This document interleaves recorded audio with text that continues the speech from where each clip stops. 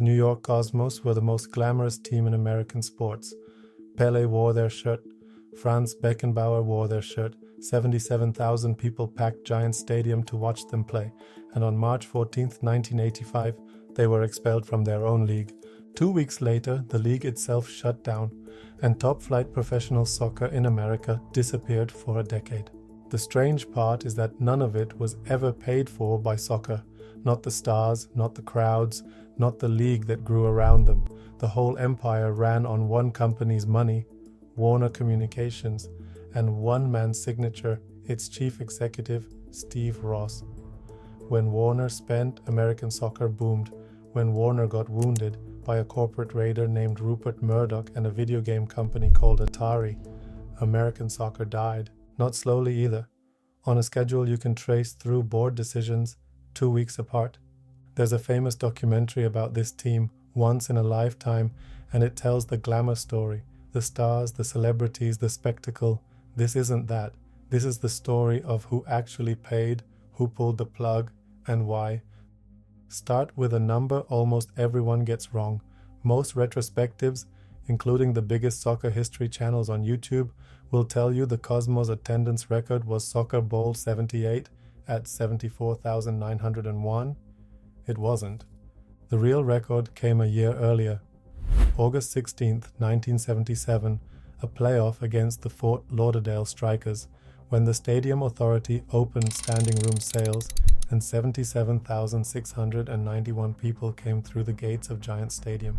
People who worked the Cosmos ticket office that night are still correcting the record in comment sections, and it matters, because that crowd is the high watermark of the illusion. Those crowds looked like a business. They weren't. The Cosmos lost roughly $5 million a year, and Steve Ross barely blinked. Warner Communications was a conglomerate. Film, music, cable, video games. Inside a machine that size, a soccer team was decoration. Ross waved the losses away with one of the coldest lines in sports finance. The Cosmos cost Warner, he said, about 2 cents a share. 2 cents a share bought Pele, 2 cents a share bought Beckenbauer, and 2 cents a share quietly broke an entire league. Every other NASL owner was suddenly bidding for players against a conglomerate's spare change, and the arms race that followed ate the league alive. By 1980, roughly 70% of the NASL's overall budget was going to player salaries, not revenue, budget. That one word is the difference of millions of dollars, and plenty of retellings still get it wrong. For scale, the NFL was running at around 40%. The NASL was carrying a deficit of about $30 million, and not a single team in the league was turning a profit. Not one.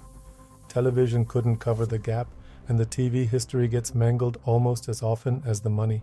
That famous 1967 network deal with CBS? It didn't belong to the NASL, and ABC wasn't the first buyer either.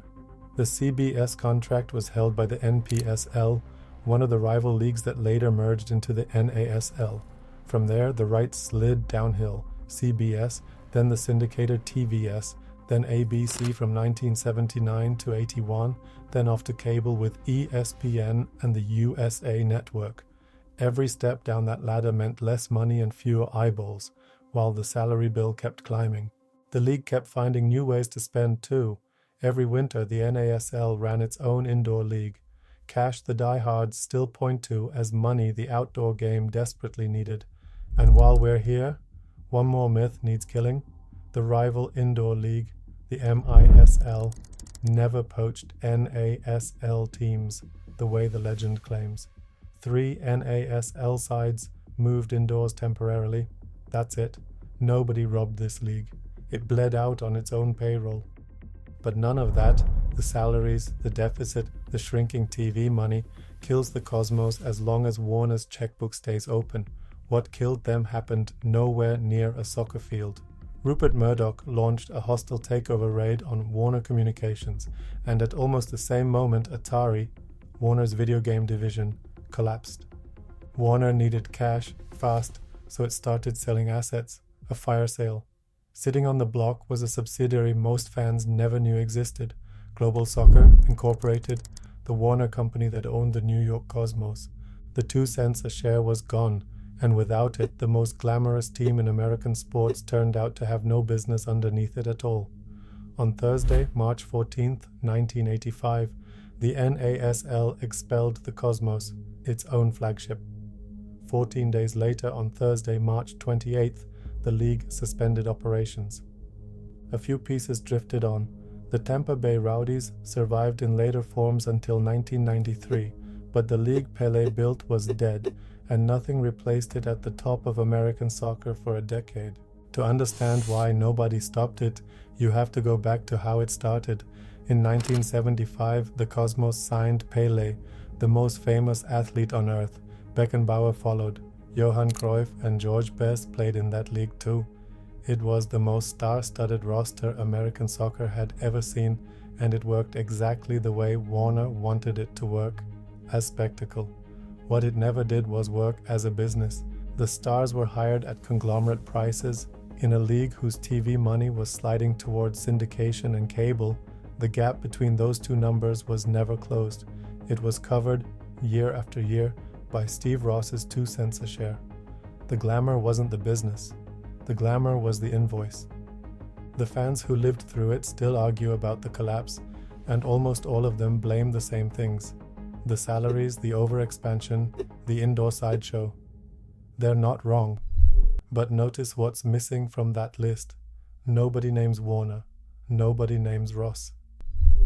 The league didn't die because Americans stopped loving soccer. The crowds proved they loved it.